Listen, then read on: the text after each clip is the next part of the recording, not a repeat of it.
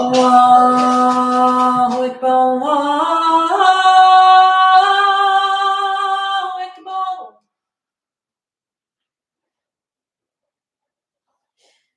الله أكبر الله أكبر أشهد أن لا إله إلا الله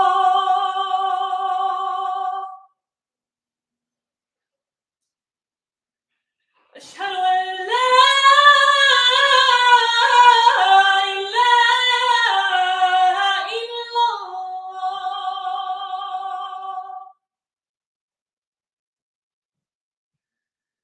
أشهد أن محمدًا رسول الله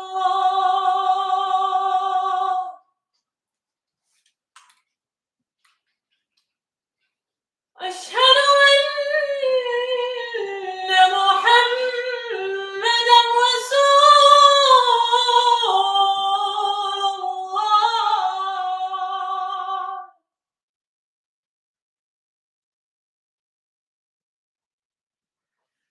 حي على الصلاة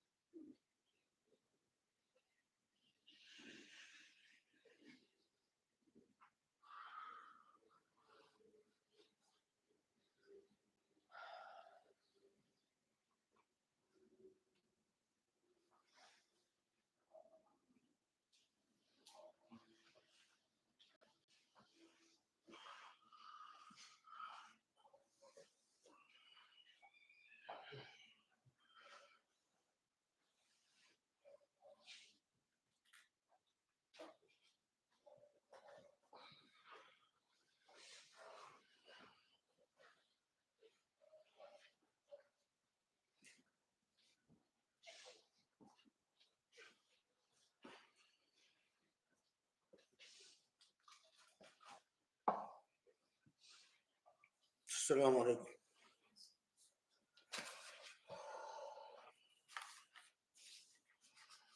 يا أيها الناس يا أيها المسلمون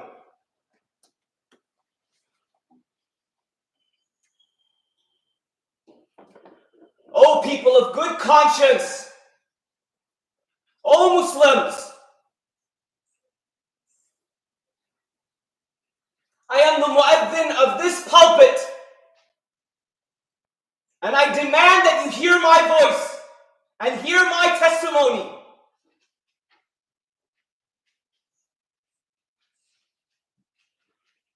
This is the pulpit of truth. This is the pulpit of light. The land of your prophets is burning. The stewards of the land of your prophets are bleeding. I am the mu'adhin of this pulpit, and I demand that you hear my testimony, and I demand that you heed my call.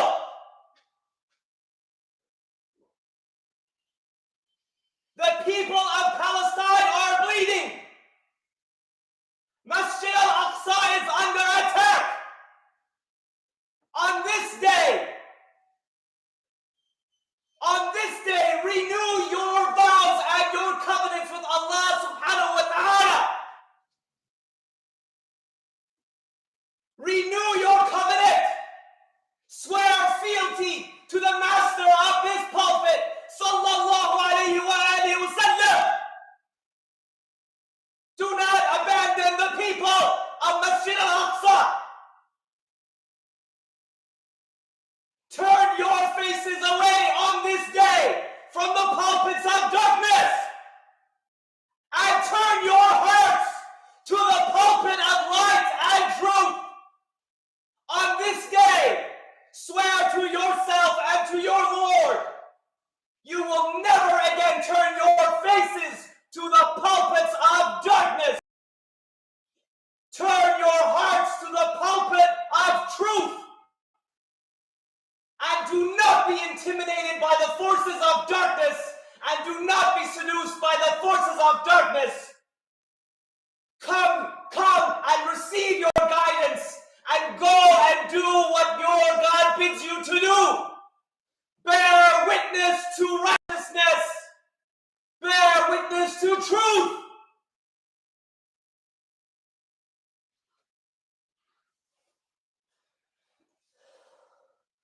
Bismillahirrahmanirrahim. Allahu Akbar, Allahu Akbar.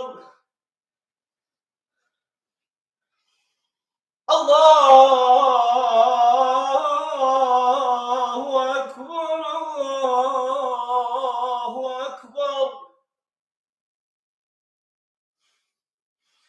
Ashhadu an la ilaha illallah.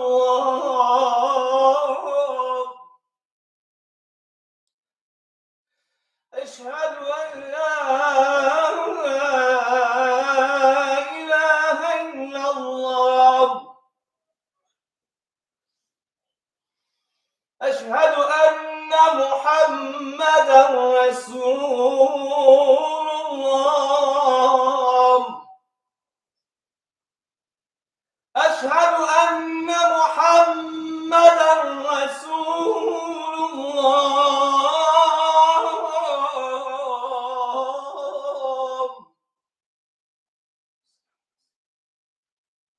حي على الصلاة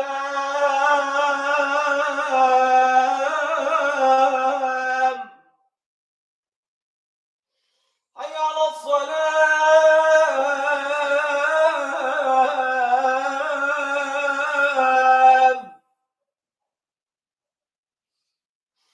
حي على الفلاح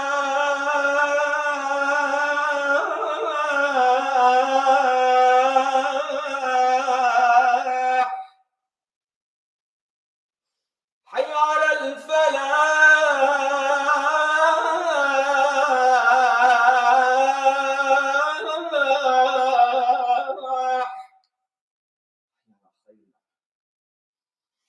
الله أكبر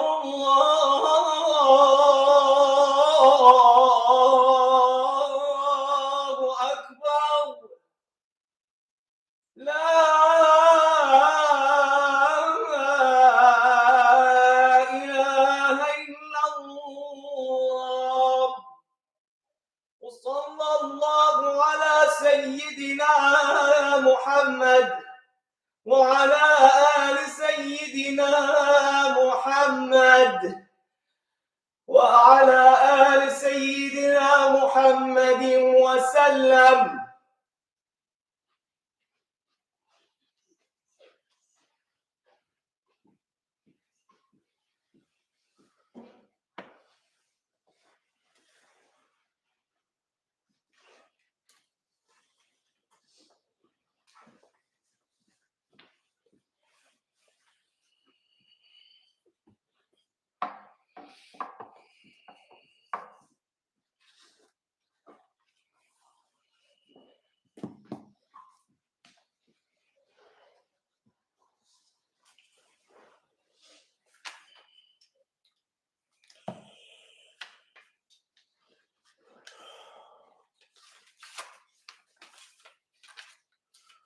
بسم الله الرحمن الرحيم.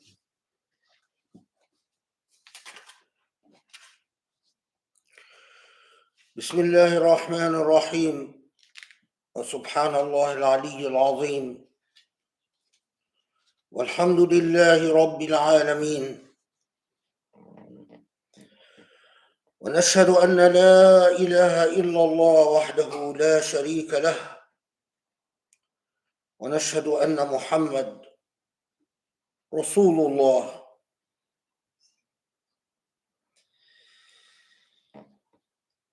اللهم صل وسلم وبارك عليه. اللهم صل وسلم وبارك على الحبيب المصطفى النبي الأمين المرسل رحمة للعالمين، وعلى آله الأطهار الميامين، وعلى أصحابه المختارين،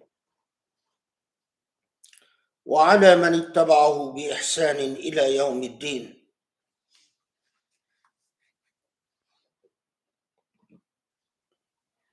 سبحان الله، سبحان الواحد الأحد،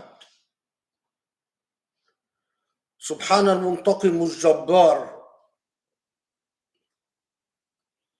سبحان العلي الوهاب،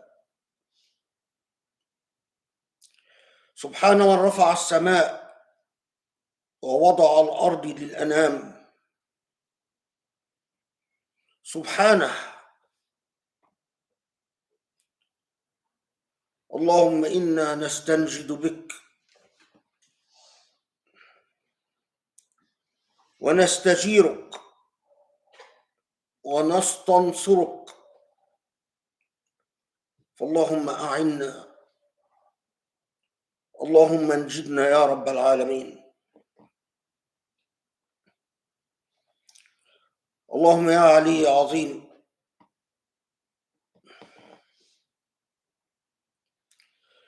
اللهم اصلح لنا ديننا الذي هو عصمة أمرنا، واصلح لنا دنيانا التي فيها معاشنا، واصلح لنا آخرتنا التي فيها معادنا، واجعل الحياة زيادة لنا من كل خير،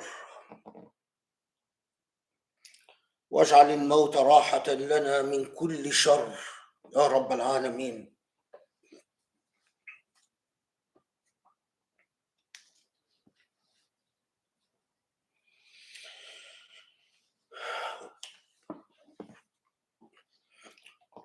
Well, quite obviously, there can be no other project, no other subject. There can be no other subject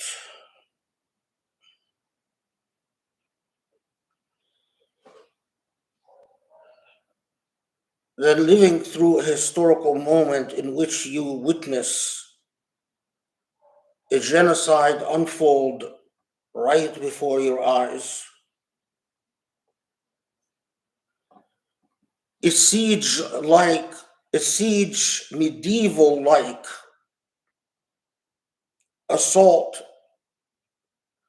on a people that have been repeatedly assaulted time and time and time again.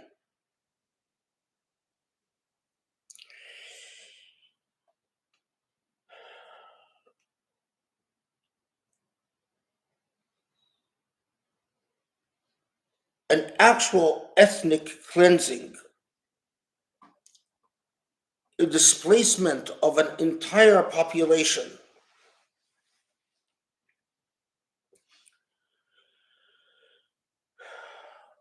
But this time, in our so-called post-colonial age, in the age in which the same countries that are blessing and sponsoring the ethnic cleansing and the genocide feel superior to other cultures and superior to other races, purportedly because of the strides they made in promoting and embracing the ideology of human rights, humanism, humanitarianism.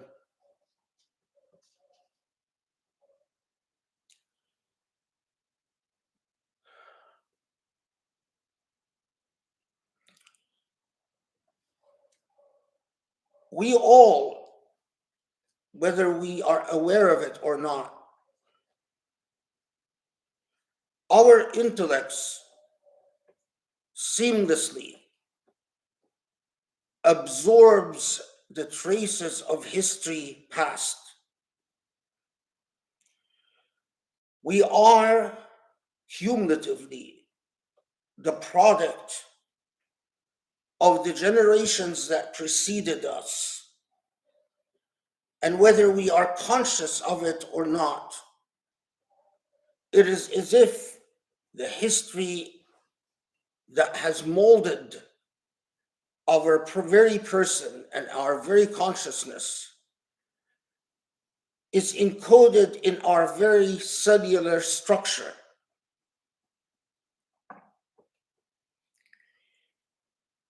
Whether you are aware of it or not, if you are born a Muslim and if you come from the majority of Muslim countries, so if you are a Muslim from Africa, a Muslim from the Middle East,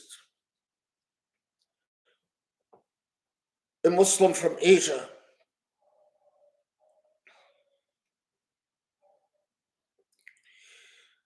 the sense of humiliation, helplessness, powerlessness and absolute frustration that you feel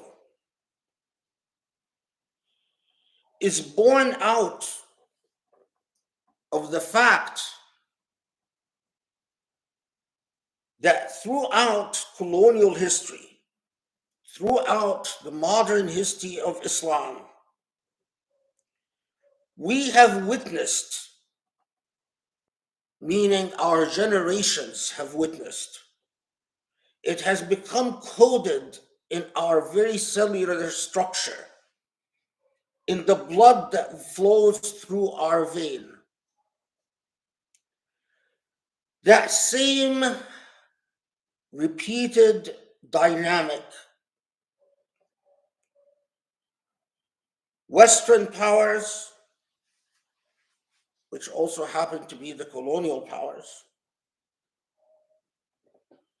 adopt a discourse, a triumphalist discourse, a discourse in which humanitarian ideals are cited as evidence, on the one hand, of the superiority of the Western ethical consciousness, and at the same time, and on the other hand, the inferiority of Muslim consciousness. Throughout a long history of colonialism, whether you are speaking about British colonialism, French colonialism, or indeed outside the Muslim world, Spanish colonialism,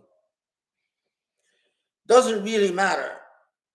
The colonial pattern and dynamic is the same. The colonial power assumes a discourse, a narrative, in which the colonized is consistently shamed for their lack of understanding of what we today call liberal values, and what was throughout the colonial age called civilizational values. But at the same time, when the colonizer encounters an act of resistance by the colonized that deeply hurts and offends the colonizer unleashes a tirade of violence that has no relationship whatsoever to the humanitarian ideals that the colonizer had preached to the colonized throughout this dynamic. And the violence that is unleashed by the colonizer, by the white man, by Western powers, time and time and time again, is of genocidal proportions. You will hardly find a Muslim country that has not experienced this dynamic in relation to the West at some point or another in its history.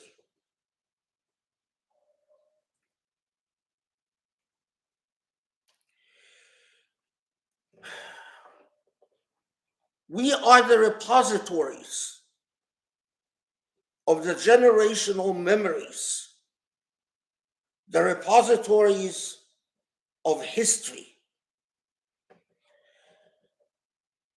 And so deep within the Muslim soul, it feels this sense of tragic injustice, feels incredibly familiar. It is as if our very psyches are saying, we've been here before, we've been here many times, we've been here repeatedly.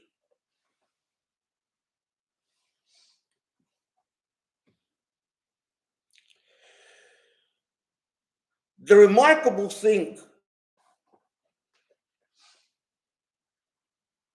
about racist discourse and racist dynamics, the remarkable thing about colonial racism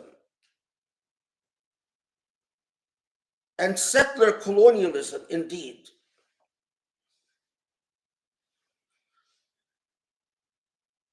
is the narrative that is communicated in so many different ways, but it always says the same thing over and over and over. And this narrative is, I,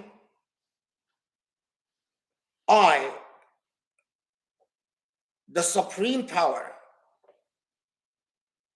the colonizer, I am a sophisticated, layered, and complicated entity. You are not within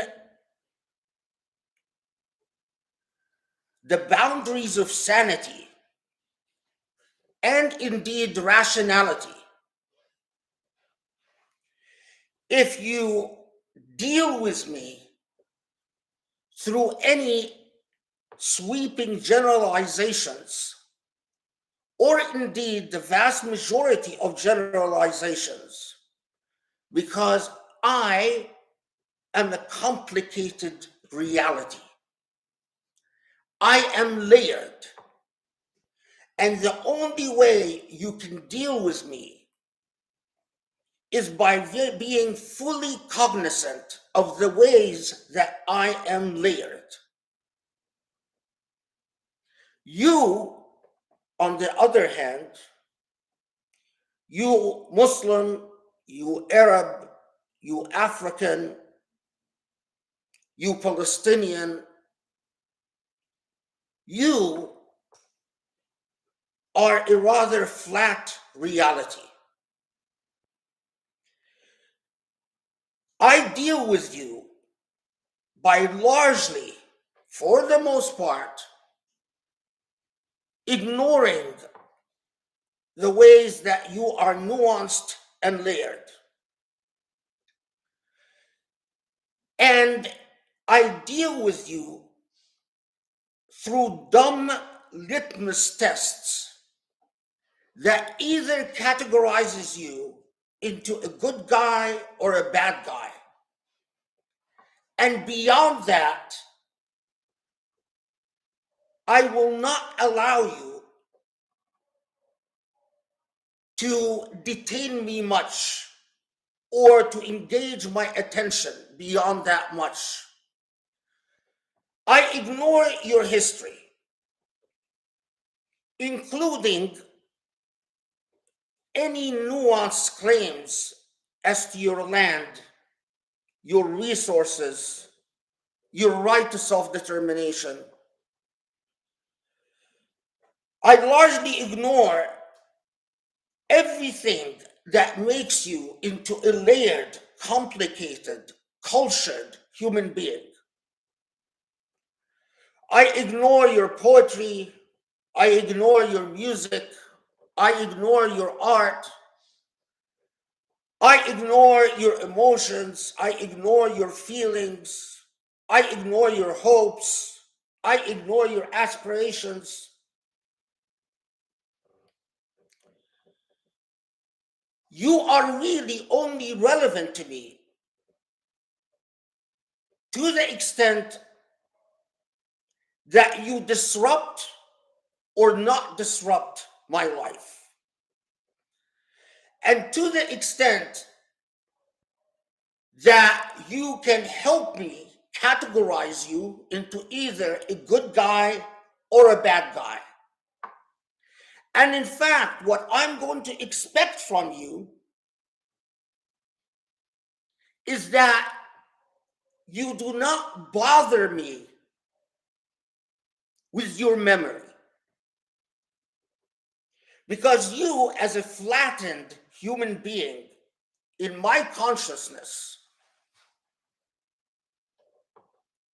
if you have tragedies, if you have memories of disempowerment and dehumanization, I have no time and I have no patience. And indeed, I do not wish to make that a part of the way that I relate to you. But it doesn't go the other way. So, for instance,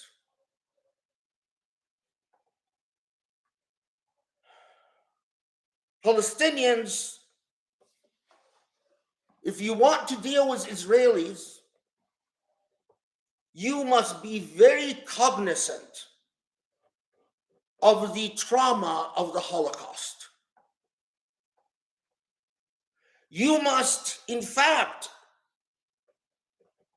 not only that, but if you are to deal with Israelis, you must be nuanced enough to even differentiate between Israelis that came from Iraq, Israelis that came from Yemen, Israelis that came from Abyssinia, Israelis that came from Russia, Israelis who are descendants of Holocaust survivors. You must be fully cognizant of my complex theology and complex psychology, rather, and my complex history. And it is unforgivable for you to make generalizations about me. Think, for instance, immediately after the attack in Gaza, the whole Western world made it a part of the equation, part of what they expect from the other is to be fully cognizant in the myriad of ways that the attack on Gaza invoked the memory of all the terrorist attacks that the West has endured, including 9/11. So if you want to understand my response, i.e. the West, to Gaza, you must understand my experience with 9/11, my fears after 9/11, my anxieties after 9/11. But on the other hand, when we deal with Palestinian consciousness, we expect the Palestinian to present the Palestinian self without even a memory of a massacre that took place 2018, the demonstrations of return, and the way that the peaceful demonstrators were shot dead or maimed or paralyzed. We talk to the Palestinian, we deal with the Palestinian on the assumption that that is irrelevant. It is even irrelevant that you remember how many times the Aqsa Mosque's sanctity has been violated. It is also irrelevant the fact that Israelis regularly shoot and kill Palestinians and have done so every single week since the beginning of 2023, and that there is never any type of investigation of oversight.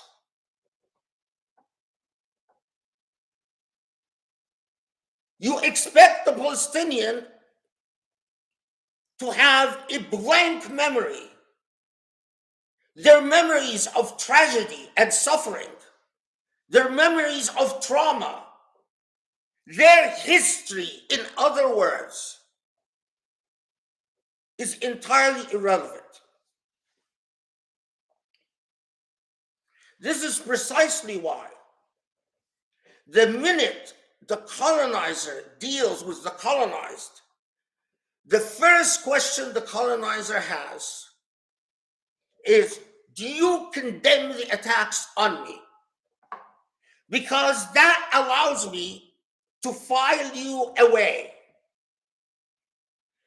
If that allows me to categorize you as either a good guy or a bad guy, and once I categorize you as such, it's not that if I categorize you as a good guy, there is an implicit promise that I will recognize your history or recognize your just claims or recognize your rights or do anything.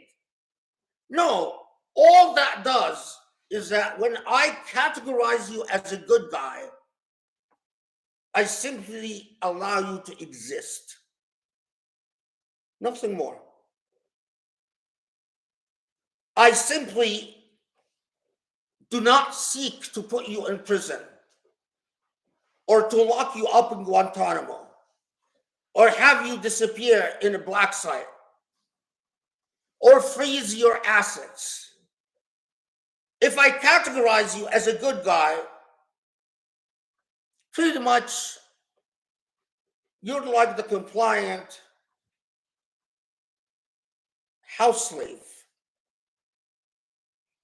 You don't make waves. You do what you're told. You serve.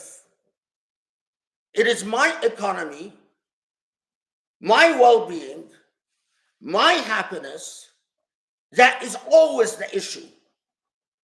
Your happiness matters to the extent that it is a part of my happiness. So, to the extent that you are able to join in my production of culture, you might be relevant. But for the most part, what I want from you as a good guy is not to interfere.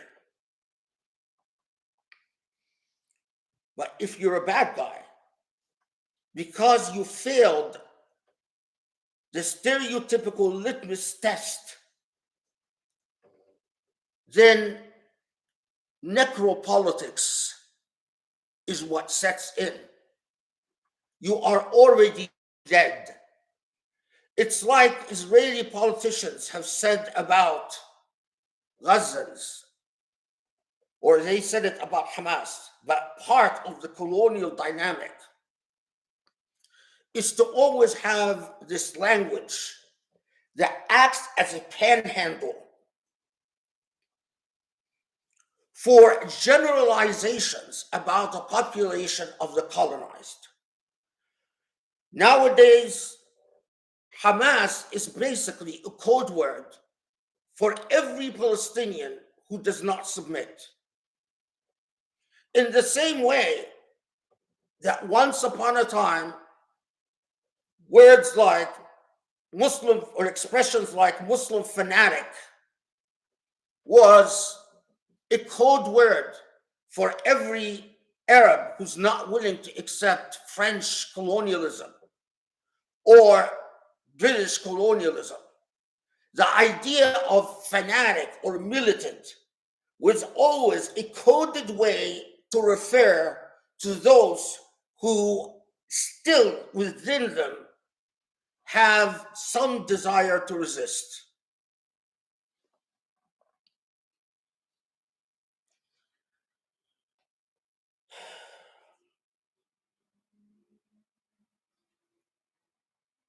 and the deep sense of hurt and humiliation and pain is because, remarkably, intuitively, a Muslim knows all of this. In fact, for a Muslim to deny any of this takes a bit of additional effort and a significant amount of cognitive dissonance. We all know, we all are familiar with the taste, the bitter taste of when the colonizer is challenged or defied, and the colonizer declares, like for instance, when once upon a time British planes, in response to an Iraqi rebellion, it was the same Churchill, the hero of World War II, that ordered British planes in 1938 to gas Iraqi demonstrators and Iraqi rebels that were demanding Iraqi independence. They were gassed to the death. We all forget the democratic revolution in Syria and how viciously it was repressed, and the number of souls and lives that were destroyed to repress the democratic aspirations of the Syrian people in the 1930s. The same thing with every attempt by the Palestinian people to object to the way that the British was giving away their lands and their country, to say, we have a right. And there was indeed a Palestinian United Nations delegation that repeatedly tried to remind the United Nations in the couple of years from 45 to 48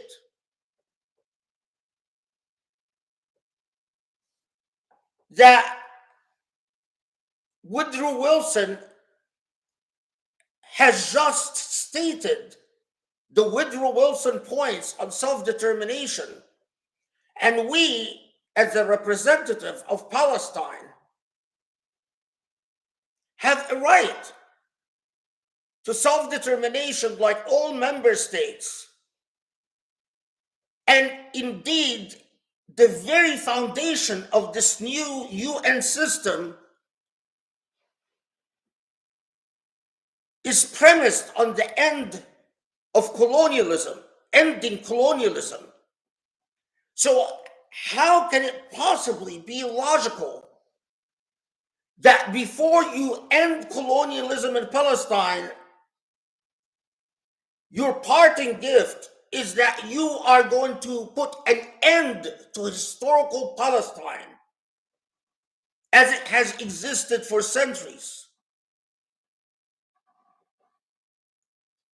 A familiar history that is ingrained in the very molecular structure of all Muslims who have grown up as African, as Asian, as Arab, of course, as Palestinian.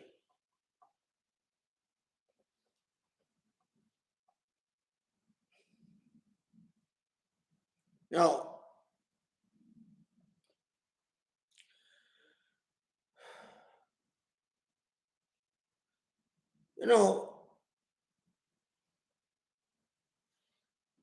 part of this narrative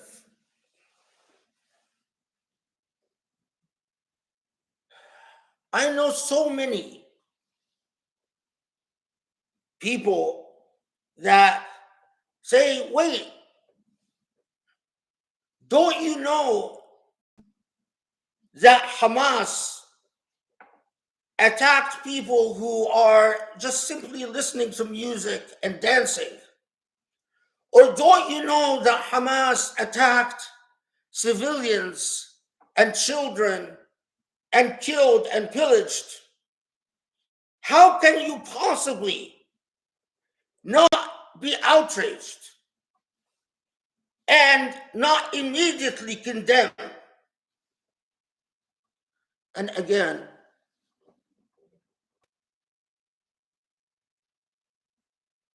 they don't understand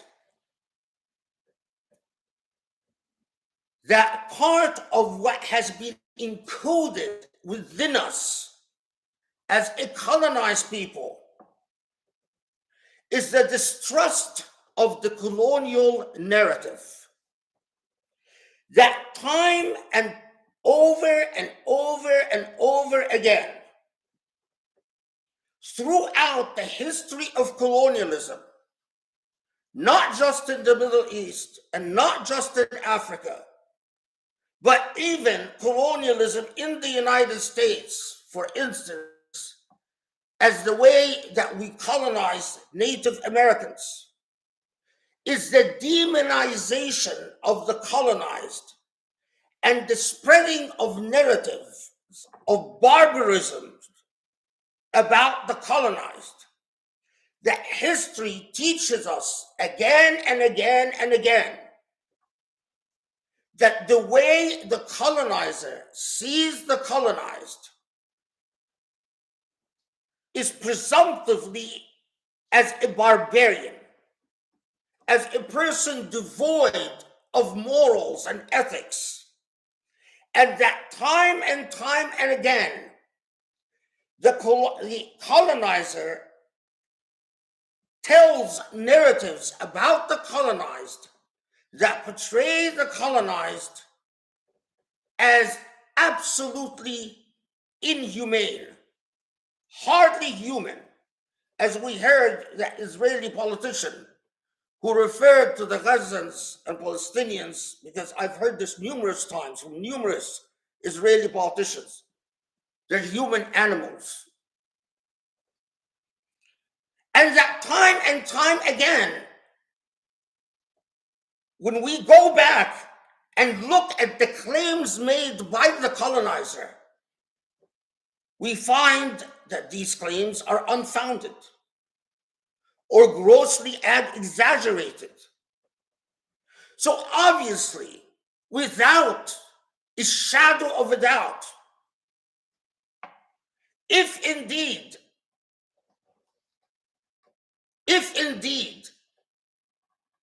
people who were enjoying themselves dancing were massacred, babies were killed, women were raped, I have no reservations about standing up and praying to God with all my heart to curse any Muslim who would commit such an act. Without a shadow of a doubt. Without a shadow of a doubt. To me, I set up, or I would put them against who I believe is a far more powerful judge than any other human, and that's God, God's self. But even more than that, the way that we resolve this, if we were not the colonized and the colonizer, is to say, okay, we have claims about atrocities. So what do civilized people do when they have claims about atrocities? They go to a civilized institution, like the International Criminal Court, for instance, and give the International Criminal Court full access to investigate and to verify. They don't believe politicians. like Biden, who claimed that he's seen evidence of babies beheaded. They don't believe a politician like Netanyahu, who every Israeli before this happened recognized is a liar. In fact, in Israeli media, is sometimes described as a pathological liar and is thoroughly corrupt. That is not enough. If we were not a colonizer and a colonized, the way we would do it is we would invite Human Rights Watch, Amnesty International, Human Rights First, the International Criminal Court, come investigate. And any member of either the Israeli military or indeed Hamas that has murdered a child, that has raped a woman or a man for that matter, that has committed a war crime or a crime against humanity would be considered a criminal, and we would support and fund a body that vigilantly prosecutes, seeks to arrest and prosecute and punish. But what is the problem with this? In 2007, the Palestinian Authority signed the Rome Statute that empowers the International Criminal Court to investigate and to indeed bring charges. Israel refused to sign the Rome Statute. Human Rights Watch repeatedly investigated atrocities by both Israelis and Hamas. And every time Human Rights Watch or Amnesty or Human Rights First came out with a report, Israel waved it away as anti-Semitic.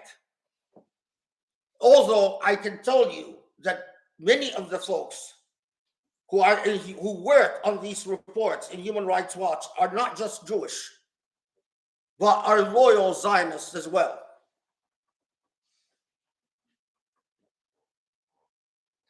Not only that, but since the Palestinian Authority signed the Rome Statute,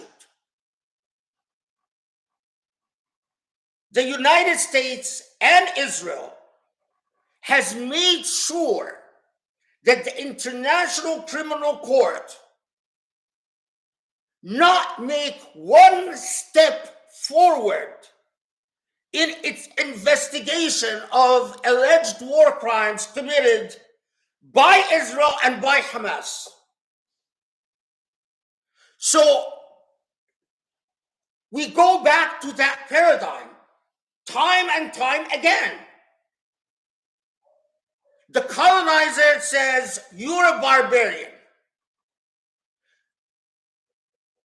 The accused barbarian says, not true. I am a layered human being. I am not out to just kill and maim. I have legitimate causes. I have legitimate rights. The colonizer says, no. You are nothing but a barbarian. In our words, in our language today, a terrorist. No legitimate claims, no rights, no history, no literature, no art, no anything.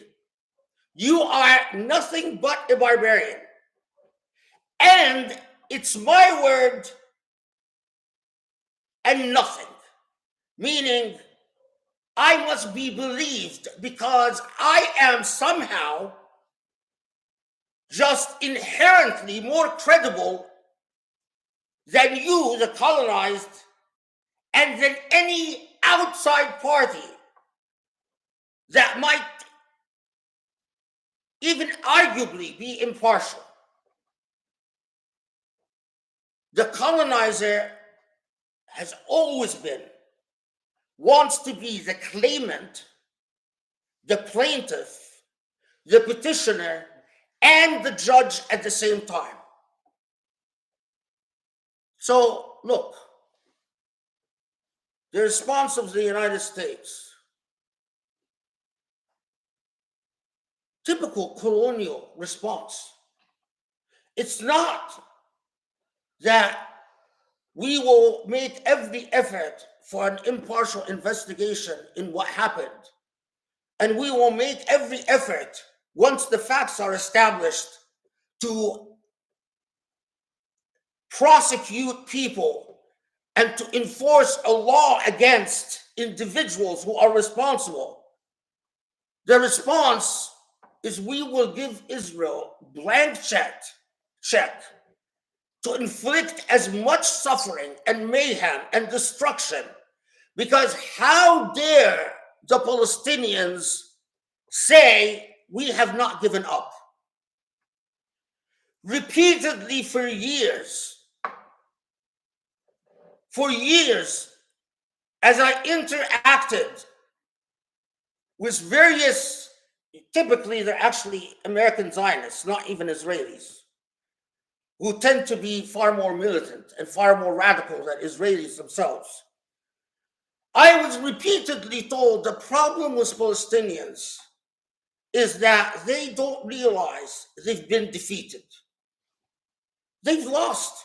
They just should accept they've been defeated.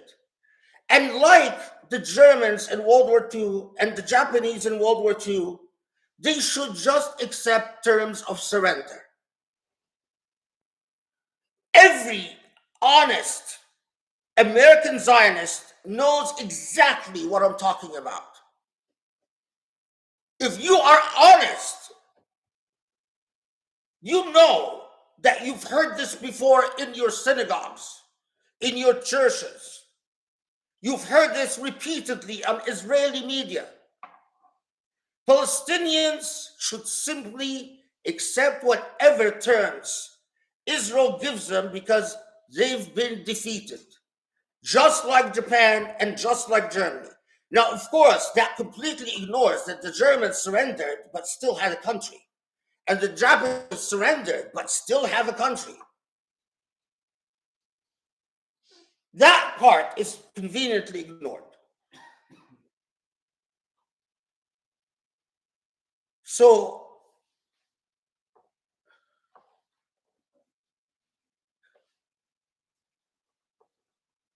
when the Palestinians, in fact, see that we are trying, whether it was the Trump administration or the Biden administration, we conveniently ignore that we agreed against international law for Israel to declare Jerusalem occupied territory its capital.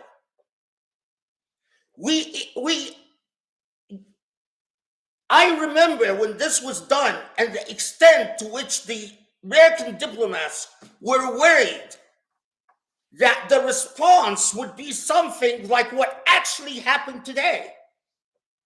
I remember when numerous State Department people told me personally that they are very worried that with moving of the US Embassy to Jerusalem, that Palestinians are going to lose their mind, quote unquote.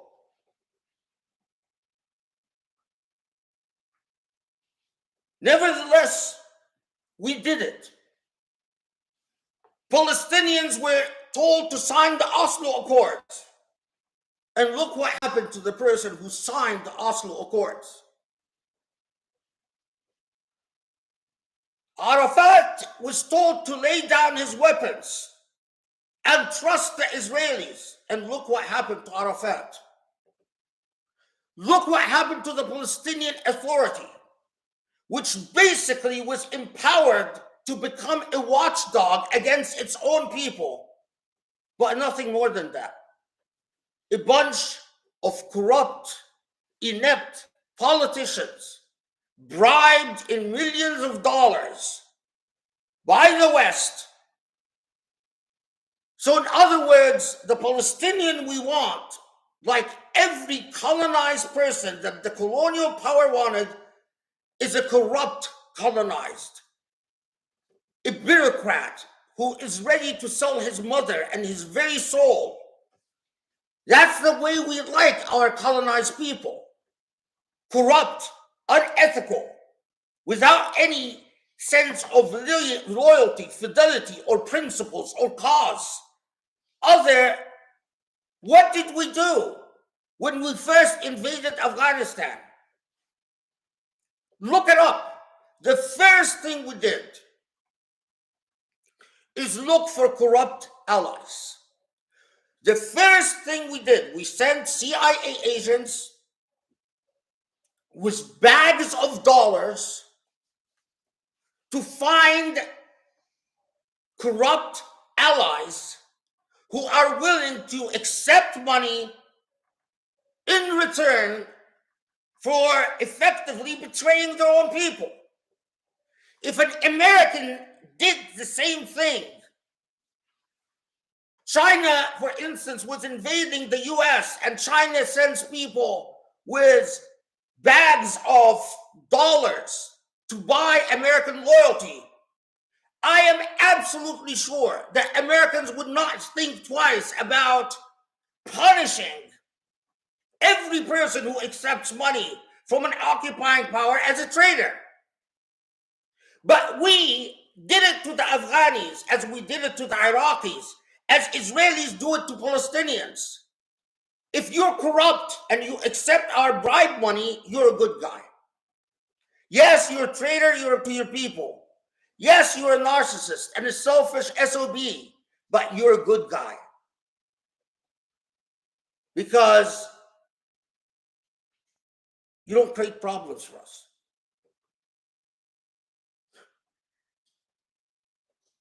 So it blows your mind. Why have the Palestinian people elected Hamas? Really?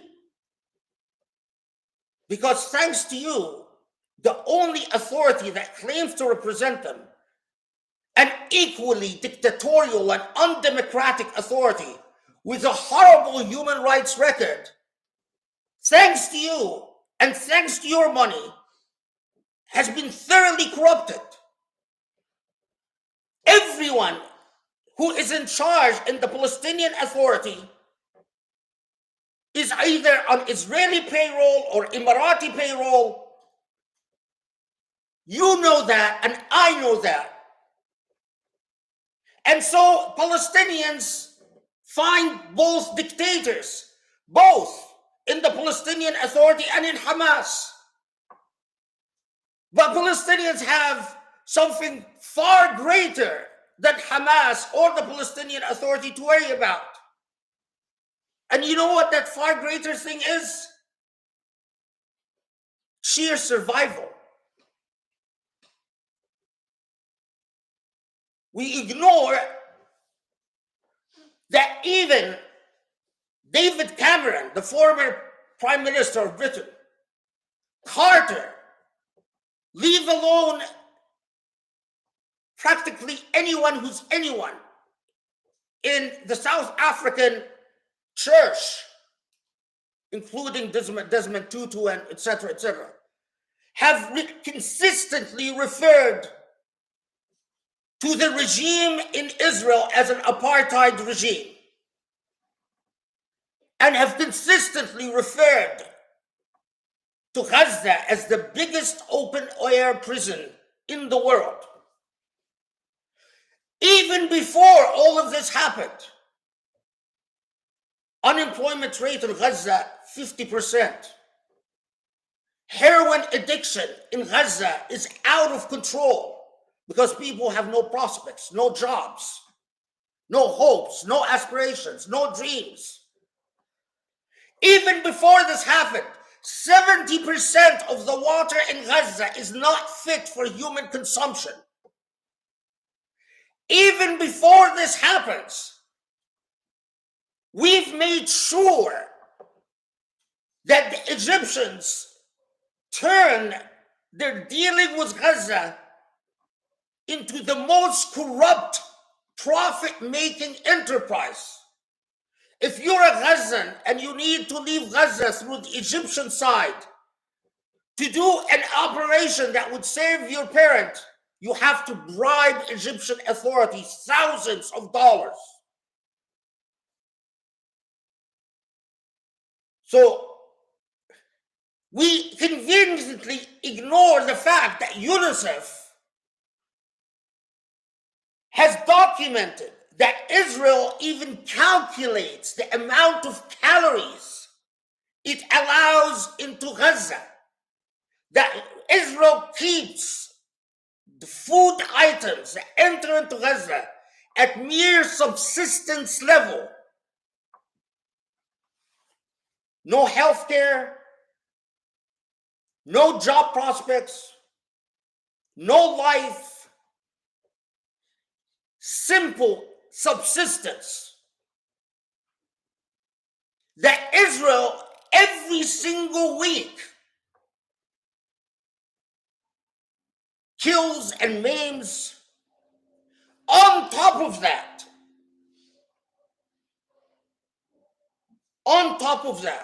persistent humiliation as Muslims around the world are forced to watch on live TV repeated insults and transgressions and violations against the Aqsa Mosque.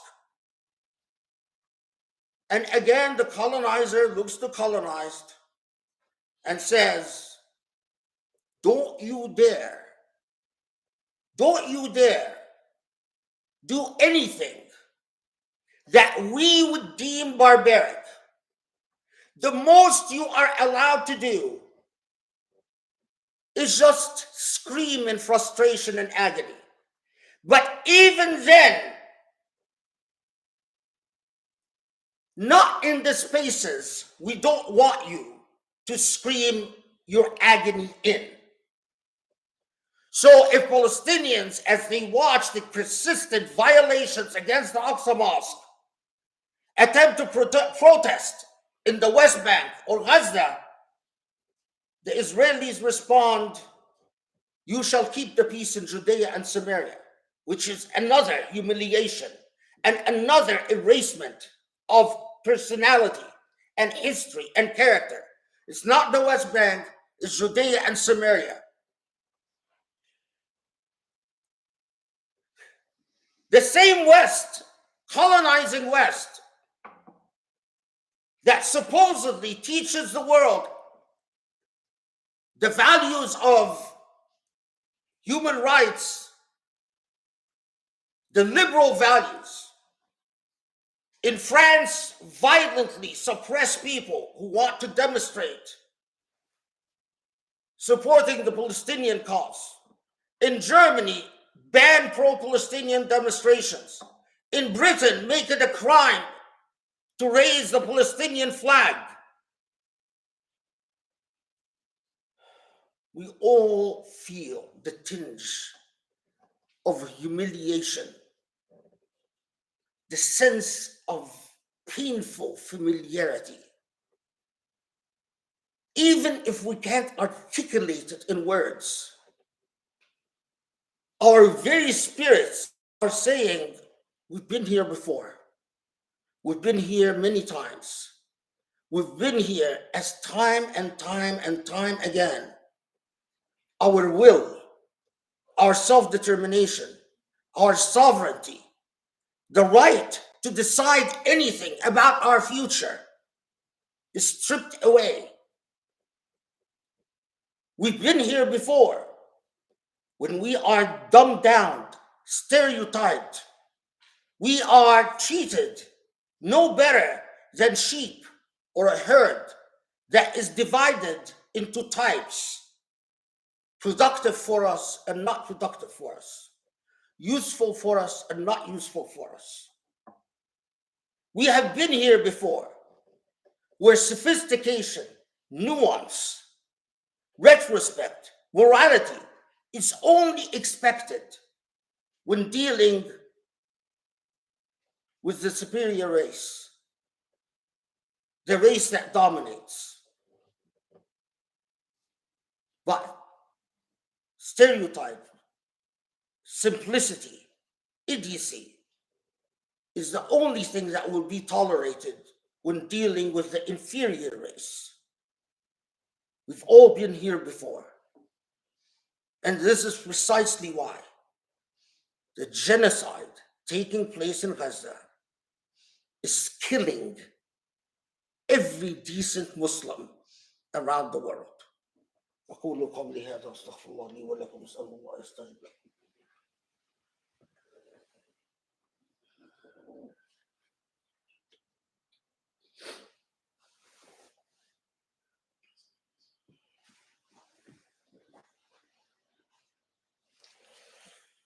بسم الله الرحمن الرحيم. الحمد لله رب العالمين وسبحان الله العلي العظيم. اللهم صل وسلم وبارك على محمد وعلى آله وصحبه يا رب العالمين.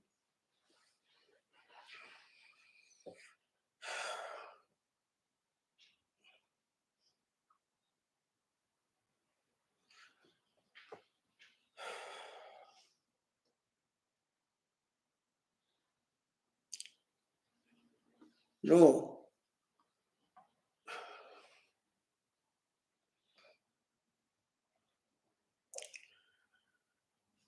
these events,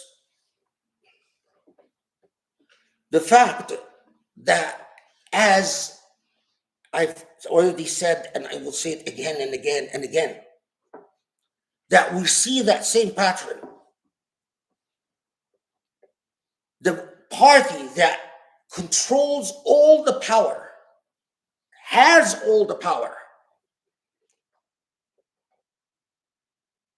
has a narrative, and the way it relates to this narrative is either you embrace my narrative and shape your positions on the basis of my narrative, or you're a terrorist, a criminal, subhuman, inhuman.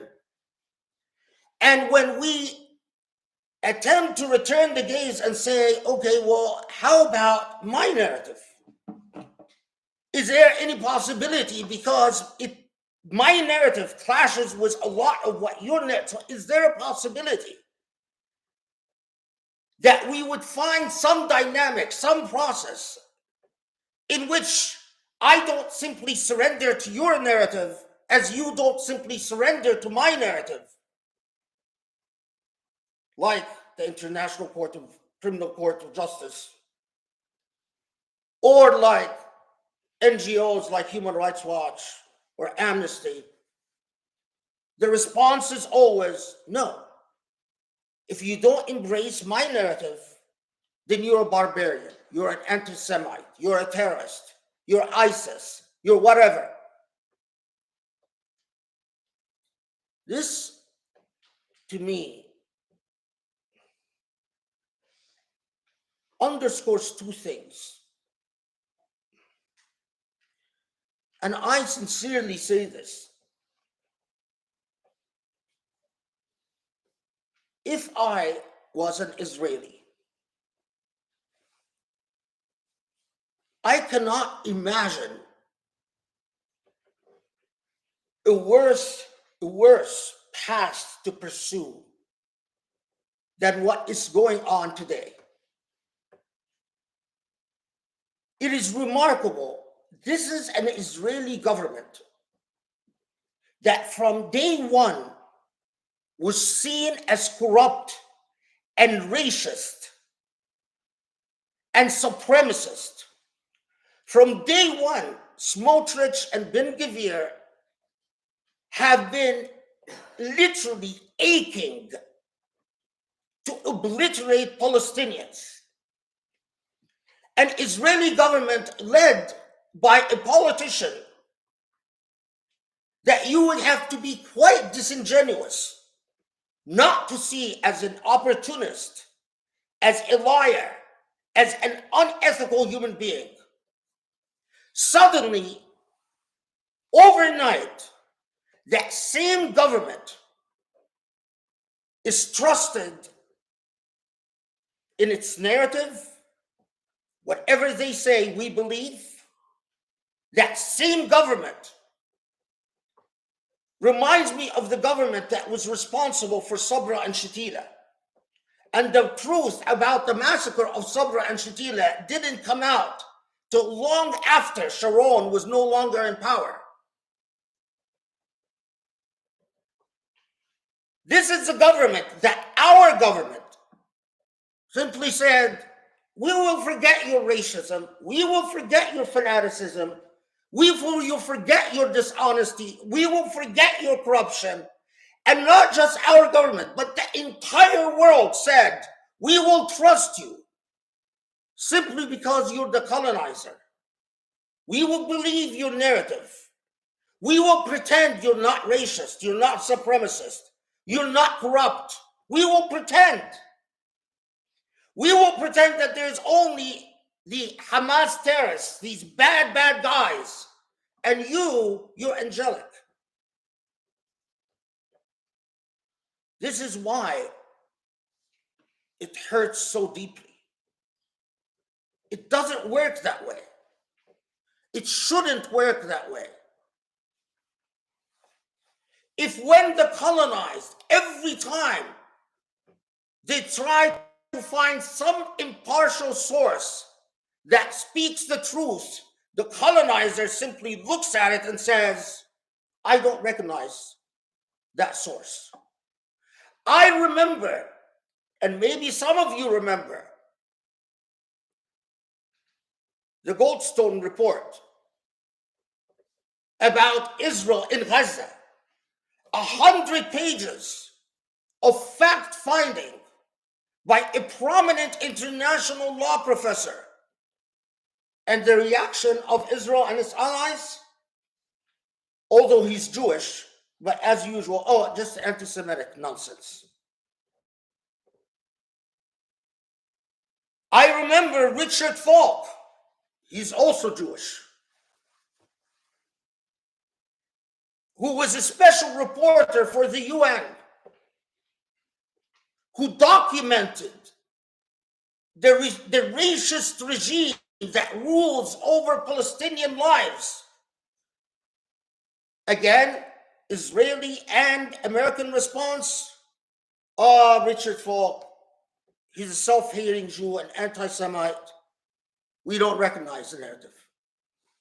James Dugard, a very well-respected and prominent professor of international law, someone that I personally studied under at the University of Pennsylvania when he was visiting there. A brilliant man.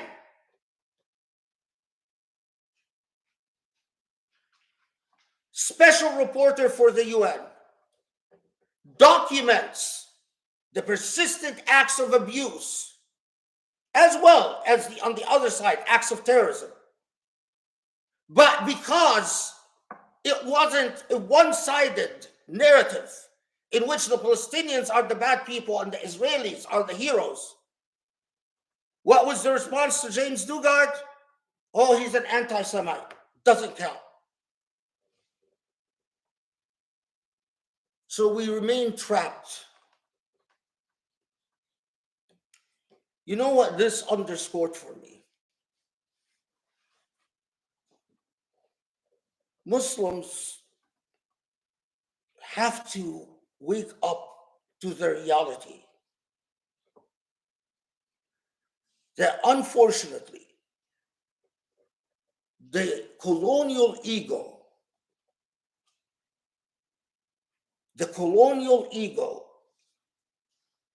has never been able to let go of its colonial supremacist premises and assumptions. The way that it sees the world is either you are subservient to me or you are my enemy. We see this very clearly. When we give Israel the green light to commit a genocide, we send a warship to basically tell other Muslims, don't you dare come to the aid of your brothers in Gaza and sisters in Gaza. If you dare come to their aid, as we will slaughter them. We are here to tell you we will pounce on you. And no one points to the immorality of this. While we meaning the West, are free to come to the aid of our brothers in Ukraine. We are free to come to the aid of our brothers in Israel. We are free to come to the aid of whomever we wish. If you attack one member of NATO, you've attacked all of NATO. It is inconceivable that anyone would commit an act of aggression against Britain without being fully cognizant of the fact that they have to contend not just with Britain, but with the US. While they get to act effectively as one soul, the logic, they force Muslims to accept is that we see you not as just Muslims. We see you as Shia and Sunni. We see you as Wahhabi versus non-Wahhabi. We see you as moderate versus fanatic. We see you as Egyptian versus Syrian. We see you as Saudi versus Yemeni. We see you as Iranian versus Saudi. We see you that way, so you will act that way. So, any Muslim who accepts and internalizes and perpetuates this way of seeing Muslims, in my book, from now on, until the day I leave this earth, is a traitor. Any Muslim who speaks to me about the Shia and Sunnah and the difference between Shia and Sunnah, you and I will meet one another as contenders and as litigants in the hereafter. I don't recognize you as anything but a traitor. Any Muslim who recognizes the treacherous Muslim regimes of today, look, a people, 2 million or over 2 million people denied electricity, medicine, food, water. And all of this wouldn't happen if it hadn't been for their Muslim brothers by the treacherous government in Egypt that is fully cooperative with Israel in its blockade of Gaza, and that plays the role of the subservient errand boy. The entire Egyptian military, every time you say anything about Egypt, oh, the US helps arm the Egyptian. The US has been spending billions of dollars on the Egyptian military since Camp David. To what effect? So that the Egyptian military will take a stand against the Israelis? Clearly not.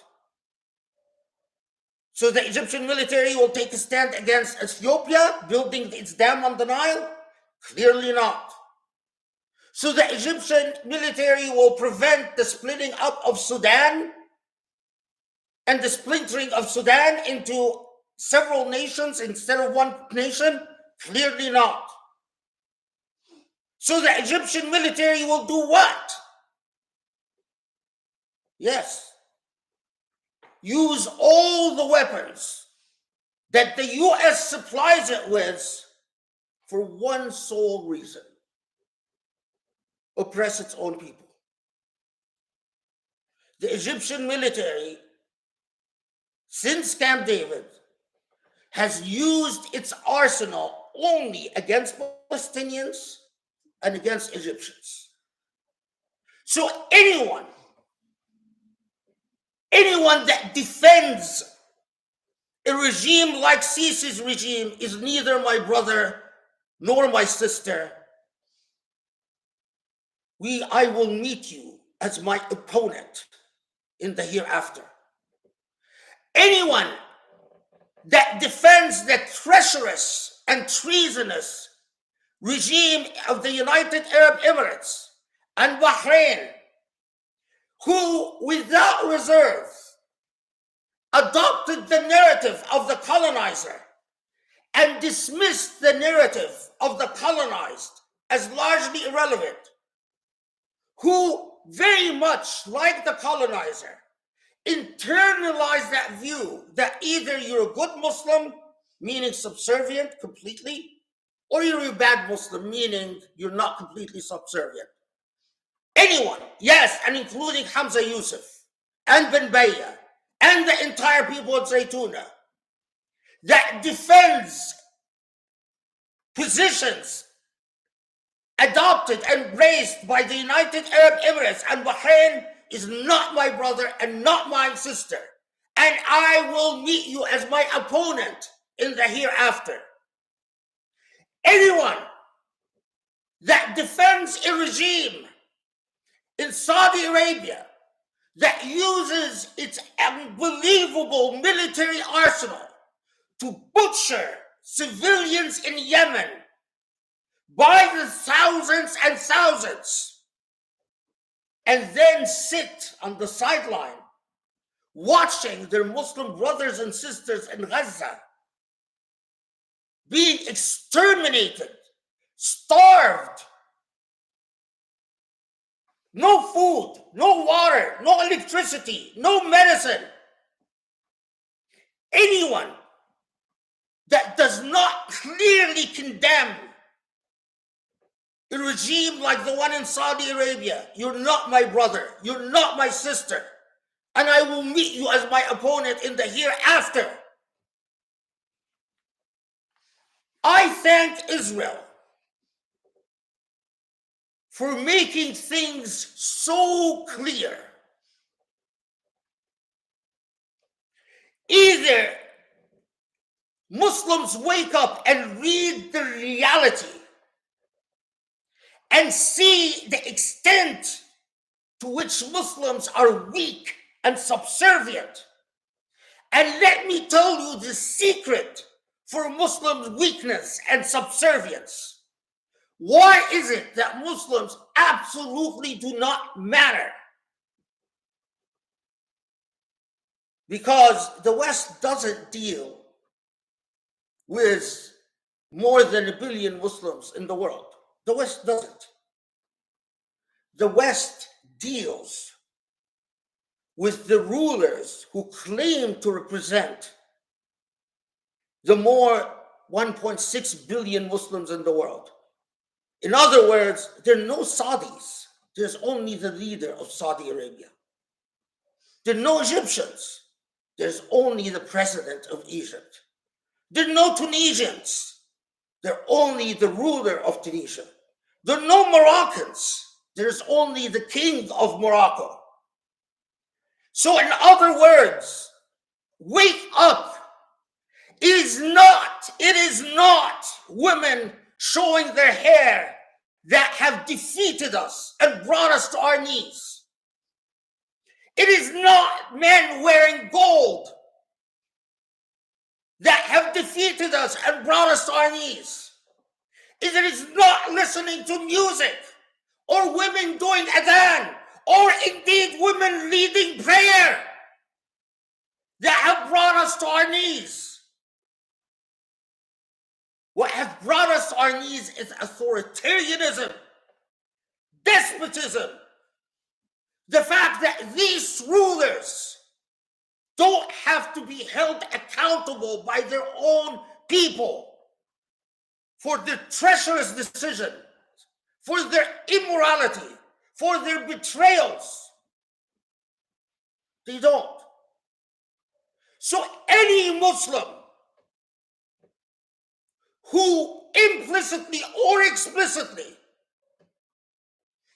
doesn't condemn the authoritarian and despotic rulers all over the Muslim world is not my brother and is not my sister.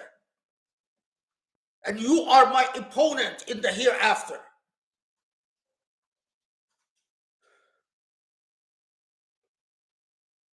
You see,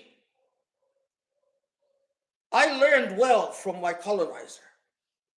My colonizer tells me if something occurs that is unethical, something that I have to suffer as the colonizer that is unethical and immoral, I expect you to clearly condemn it. I expect you to display clear moral stances. Now, it's true, when something unethical happens to you, like for instance, Israelis killing Palestinian civilians, Israelis killing Palestinian children, Israelis killing unarmed protesters, I'm not too bothered by that. And I'm not bothered if you're not bothered by that. In fact, if you're not bothered by that, I'd like you. Well, I've learned that my colonizer is right about one thing. The unethical and immoral cannot be tolerated. And for Muslims in this day and age, when they can witness and observe minute by minute the extermination in a genocidal war, their Muslim brothers and sisters, and they still talk about the Mahdi, or they still talk about the Masih al-Dajjal, or they still talk about music, or they still talk about women's voice, or they still talk about women's hijab, or they still talk about men wearing gold, then you are unethical and immoral. And in my chapter, I cancel you till the day of the hereafter.